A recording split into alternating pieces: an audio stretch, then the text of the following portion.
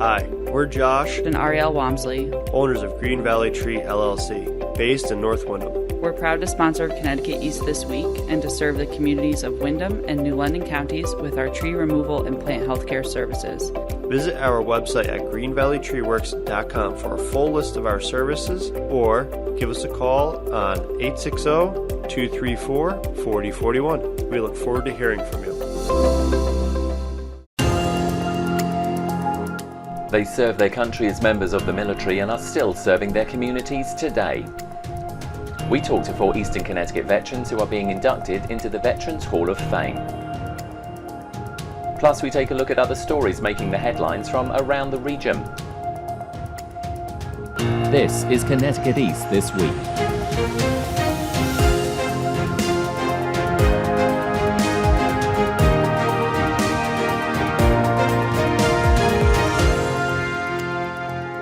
Hello, I'm Brian Scott Smith. The call to duty is not for everyone. It takes exceptional people to do exceptional jobs under exceptional circumstances. But there are many who decide to serve their country in one way or another. And once they leave whatever service they were in, many continue to help their communities. Each year, the Connecticut Veterans Hall of Fame asks for nominations for new inductees. And these come from people who know veterans and believe they should be recognised for their continued commitment to their community. Many of this year's inductees were from or live in Eastern Connecticut, and I caught up with 4 of them to hear their very personal stories. Hello, I'm Heather Sandler, and I'm a U.S. Navy veteran. I grew up in New Hampshire, actually, and met my husband when I went to college, so that's how I ended up in Connecticut. And then after college, before my husband and I got together, I decided that I wanted to serve my country and come from a family of service. My dad was a veteran. My brother was serving in the Army at the time when I enlisted in the Navy. My grandpa was a Navy fireman, and my dad was in the Air Force, as I said. And so I wanted to I wanted to serve my country. And it sounds kind of corny when people ask me, like, why did you join? And I was like, I wanted to serve. But I really honestly did. And when I went in, I made a promise to myself and my parents that I would get out when I stopped having fun. So after 10 years, I wasn't having any more fun and had been all over the world, quite literally had been all over the world. And it was time for me to get out. So while I was in, I did 4 deployments, 3 to the Middle East and 1 to the Mediterranean. I loaded bombs and missiles on fighter jets, on aircraft carriers. So not a typical job and not what people seem to think when they see me. And I know because we're on a podcast, it's hard to see what my physical stature is, but much younger and much smaller and not typically what you think of when you think of somebody in the Navy loading bombs and missiles on fighter jets. But it was quite an experience for me. So when it was time for me to get out, I got out and moved to Connecticut and kind of started my journey to continue serving veterans. Took me a little while to figure out what I wanted to do when I got there. Thought I wanted to be a nurse. I should say that I had a bachelor's degree when I went into the Navy in social work. Then I decided I wanted to be a social worker, and that's what I did. And during the course of my journey of trying to figure out what I wanted to do when I grew up after my service, had the very fortunate internship that allowed me to meet just some genuinely great individuals, fellow veterans, fellow female veterans, and they really kind of brought me into their orbits and will be eternally grateful for having been able to have that opportunity to work with those individuals and continue to call them my friends now, just not my mentors. I found myself at a crossroads towards the end of my enlistment where I was just working with individuals who maybe didn't value me as a woman. I was sexually harassed while I was on my last tour, my last 2 deployments. It was a rough patch for me. I promised myself, as I said, that I wouldn't stay and if I wasn't having any more fun. And I had just experienced something that I just never thought I would have experienced before. And I hadn't experienced it. So I really didn't know what it was. I didn't have a name for it while it was happening to me. And it wasn't until many years later that I figured out what it was that was happening to me. And so it was my time. And I worked for some individuals who, like I said, just didn't value me as a person or me as an individual or especially me as a woman. Many, many times was told that I wasn't good enough for them. I was an only woman in a job that was dominated by men. And so it was a very eye-opening experience for me. So having made it through that last deployment, I just quite frankly could not wait to be done. There are truly genuine, great individuals who serve our country, and there are individuals who are not great. And there are individuals who will sour your taste. I always tend to have a global view of things. I will not let one bad apple ruin it. I had 8 great years in the Navy. I had a lot of fun, and I worked for some really incredible individuals. And so I would never let that sour my feelings about the military and the men and women who serve our military. I think it puts me in a very unique class of individuals who, made it through 10 years of service. And I quite, know that I'm very fortunate that I was older and a little more wiser than maybe some of my other female colleagues. But I really think that it didn't sour how I felt about the Navy. It did open my eyes to that it does happen, and it still happens, and it continues to happen. And just to do my best to make sure that it doesn't happen moving forward and to speak my truth. When I got out of the Navy in 2005 is when I moved to Connecticut and started sort of on an educational journey to try and figure out what I wanted to do with my life post-military service. Like to work on problems and fix problems. So I did kind of a macro version of social work, and I work on problems and helping solve problems and develop policies. When I graduated from UConn, I had at that time a 2.5-year-old. And so looking for work, I happened to volunteer on Senator Richard Blumenthal's Senate campaign for his first time in Senate. And he hired me to be his veterans liaison for constituent services in his office in Connecticut. And so I spent about 5 years with the senator, working with constituents and helping them with VA benefits. And I certainly learned a lot about myself. I learned a lot about what is out there for veterans and how to best help veterans. And I transitioned that role into helping and getting myself hired by the VA. So I work for the Department of Veterans Affairs, the federal VA. I went there to do work for the Benefits Administration as their congressional liaison, and just wanted to do a little bit more with veterans and help veterans day to day. And so a year after I had been in my role at the VA, I switched over and I became a vocational rehabilitation counselor. And our program, we help veterans get back to work. We help them get retrained and now employed. That's what I currently do. Hi, I am K. Robert Lewis, a proud veteran of the United States Air Force. I was a crew chief running testing and storage of air-to-air and air-to-ground missile systems at Holloman Air Force Base in New Mexico, Greenham Common in the UK, and RAF Welford, which was a storage facility. And that was during the Vietnam era, and that was also during when that was before the Berlin Wall came down. So our mission was part of the overall NATO mission to be prepared to protect England in case something happened. Mom's British, she went through the Blitz. My grandfather, uncles, cousins, and great-grandfathers and great-great-grandfathers have all served in the military in England, and it seemed the thing to do at the time, and it was a interesting 4 years. I can say I wouldn't have missed them for the world. I can tell you that I have a niece who is now in the Air Force, starting her 19th year, and her brother is starting his 7th year, also in the Air Force. So I guess military service is becoming a tradition in our family, and just following the trend and the lead of some exceptional ancestors. Just meeting my grandfather a couple of times instilled the desire in me to serve. My father was also in the U.S. Air Force, 45 to 52. He met my mom in the UK, got married, came back home. So when I was born, I was a dual citizen, And when I was 18 and the draft came out, I had to declare American or UK, and I was here, so here I stay.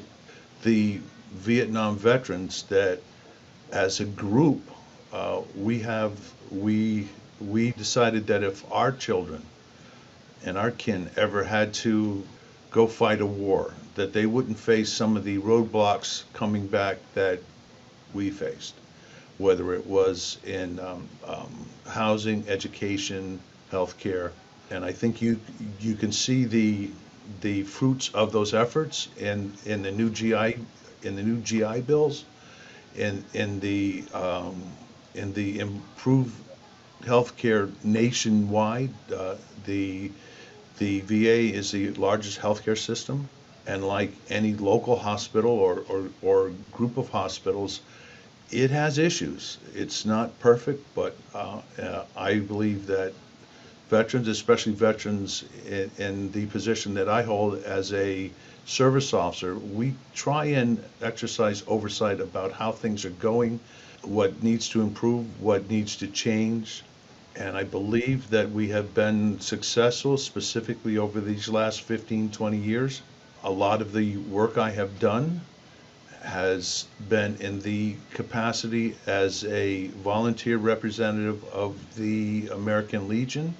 For 5 years, I was the chairman of the National Veterans Affairs Commission, and we participated in visiting VA hospitals nationwide and speaking to the veterans, to the staff, to the doctors, to the directors, to the elected officials, because as veterans we are civilians, and we can lobby Congress to support the VA. It makes it difficult for VA employees to get out and lobby, and we've had many interesting moments. It was through a American Legion Veterans Town Hall in Tucson, Arizona, that we found out that veterans were not getting the health care that they needed, that there was a quote-unquote secret scheduling list,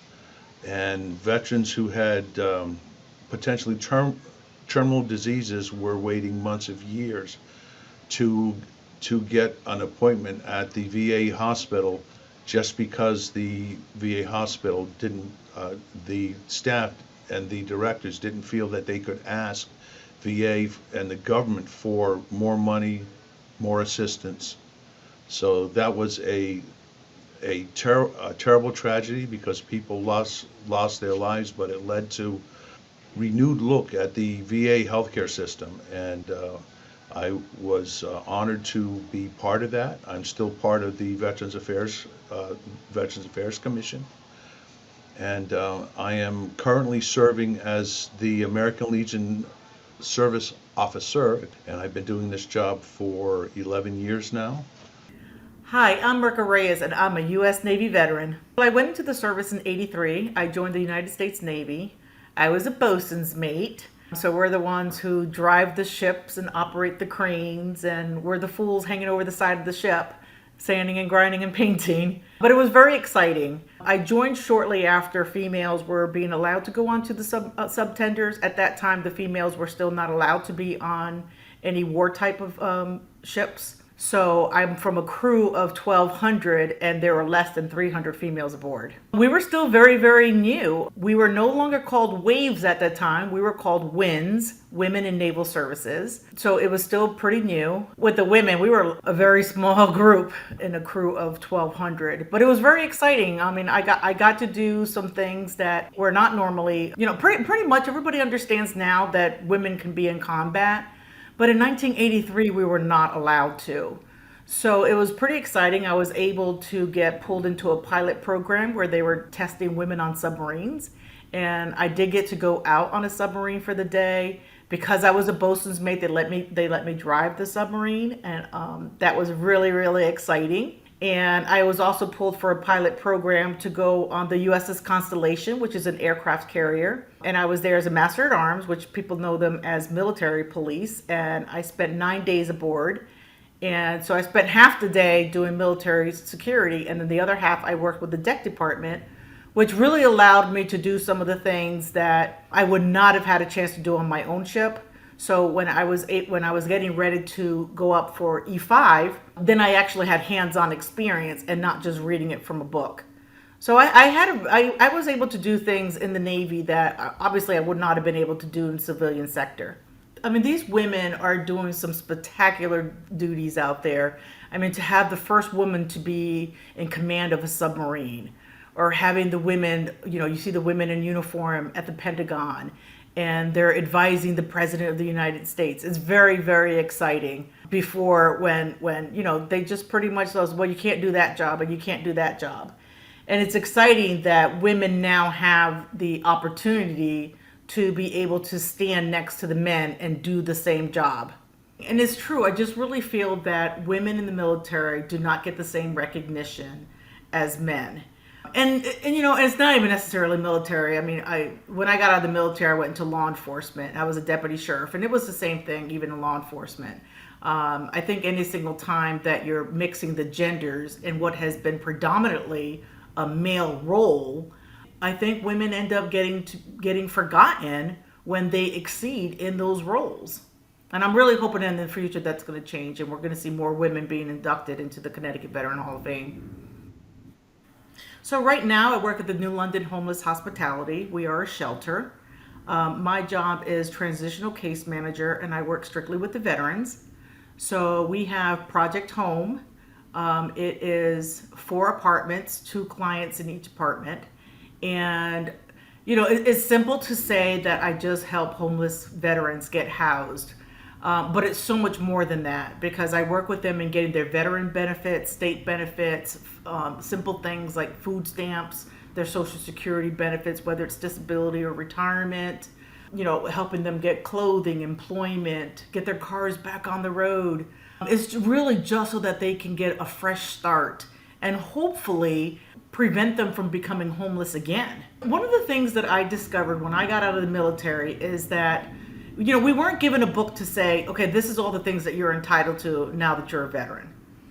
We don't get that. What I have found in my own personal experience is that most of the time that I found out that I was eligible for something, it was because I learned it from another veteran. It was another veteran that told me I was able to file for a service-connected disability. It was another veteran that told me I was eligible to receive the my free education under vocational rehabilitation. And I just think that the best way to help veterans is to have another veteran to help guide them. We talk the same language. We've had similar experiences. We are a family, within ourselves. And I just, it's one of those things where you just have to pay it forward. I go to work and I do my job. And that's what I tell people all the time. I go to work, I do my job. And I don't think I don't think that sometimes I understand the full impact that I have on people's lives. To me, I helped you get housed, I help you do the stuff, move on. It's time for me to focus on the next client that needs my assistance.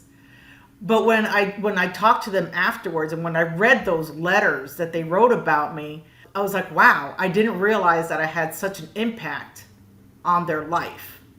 It was, I'm telling you, it could be a little overwhelming, but I'm proud of the work that I do, and I'm grateful that it does get recognized by my clients, because at the end of the day, those are really the only ones that matter to me, are the veterans that I serve.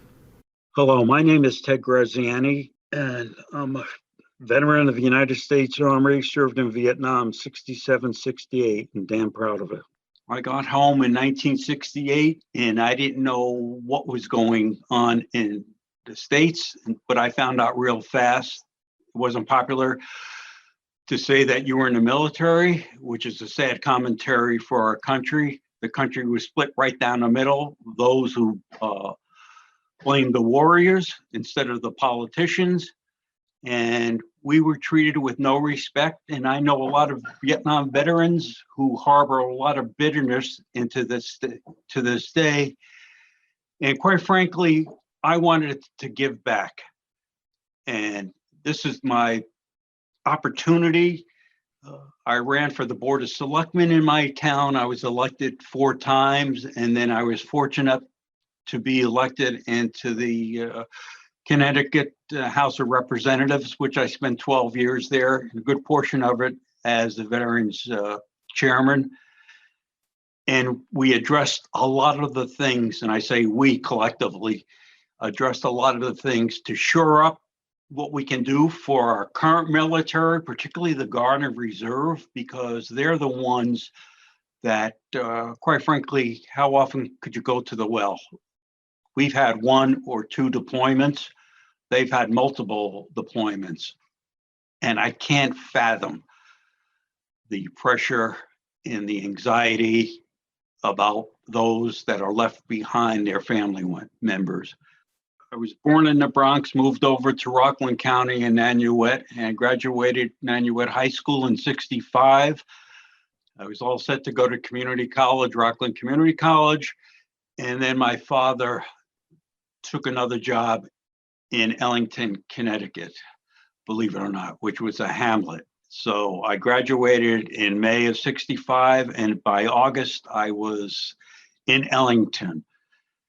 Totally different environment, for a difference of 120 miles. I had no friends here. At least my brother, my sister had the opportunity to go into the school system, but I was the oldest, and my father and I, quite frankly, were not getting along.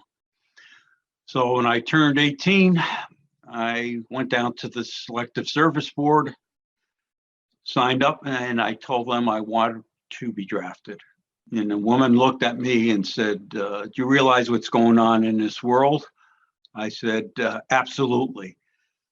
So she said, basically, we'll hold off for a while to give you the opportunity. But if you do decide to volunteer for the draft, we can certainly do that.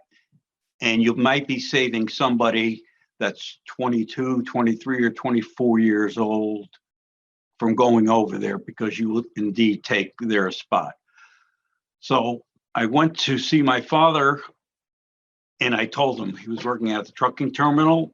And I said, Dad, I want to join the draft. And his head shot back.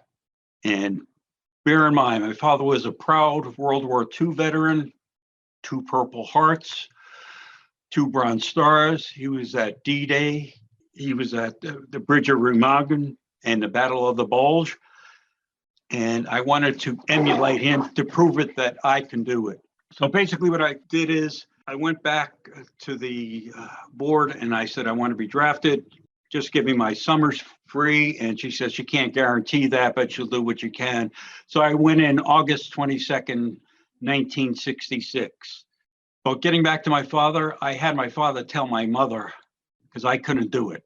And we're sitting around at the dinner table. Well, my younger brother, who's 2 years younger, my sister, who's 7 years younger. And my father said to Mom, Edith, I have some good news to share with you. So my mother goes, what's that? And my father said, Teddy decided to be drafted into the Army. And my mother ran off, and she was crying for about 10 or 15 minutes. She locked herself in the bathroom, and she came out and she started yelling at my father, saying that you made him do it. And I said, Ma, no, I did it on my own. I had to do something with my life. And so I was sworn in August 22nd, 1966, went over there by boat April 1st or 3rd. It took us like 28 days to get there. First duty station was in Fuloy, which is about 20 miles north of Saigon. Then I was transferred to the 610th Transportation in Angkay, which is in Essential Highlands. And then from there, I went with the advance party to Da Nang. And I volunteered. I extended my tour for 2 more months. And the reason I did that is at that time, if you were drafted and you were received orders with more than 90 days left in active duty, you would go to your next duty station. And they wanted to send me to Texas. And I told my company commander, Donatucci, I said, once I'm home, I am home. I'm not going anywhere but home. And he said, the only way you can do that is to extend your tour by 2 months, which in fact I did. Came back to the States with less than 90 days, and I was home.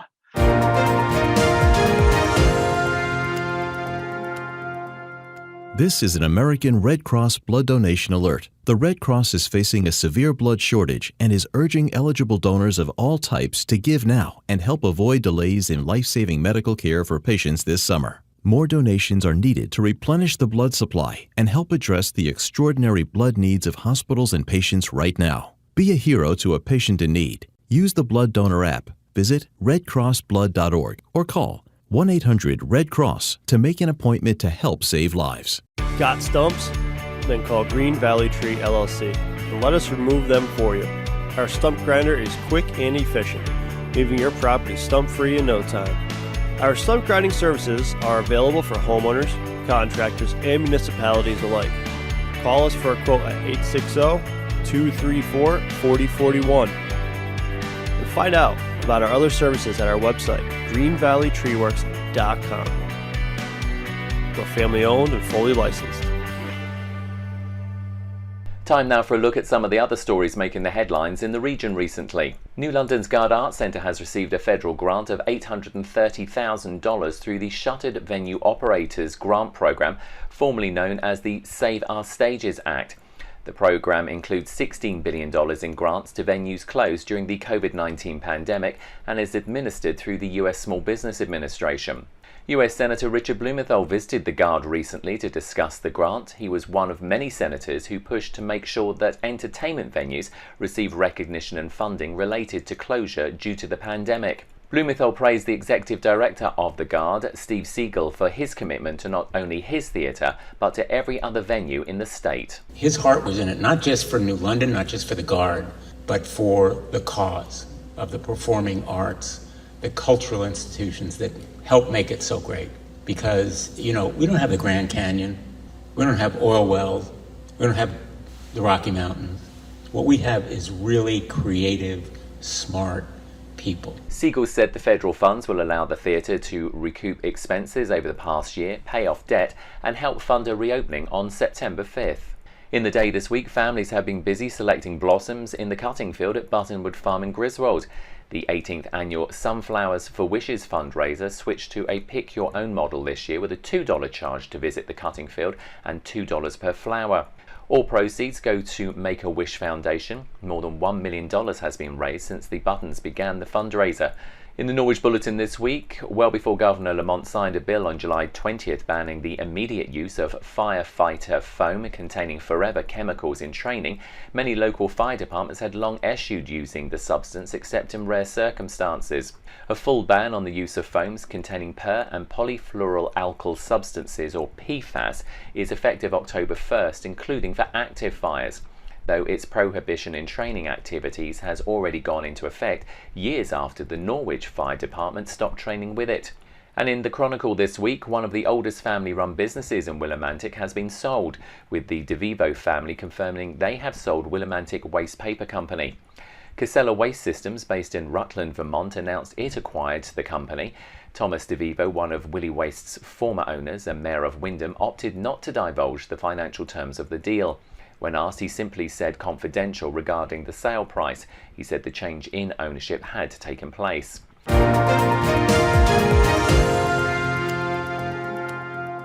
That's all from us for this edition. Do send us your questions and story ideas to the show via our website at connecticut-east.com or Facebook or Twitter at Connecticut East, and on Instagram at Connecticut East This Week, where you can also listen to the show again on demand. And please like, follow and share on your social media platforms too. I'm Brian Scott Smith. Thank you for listening.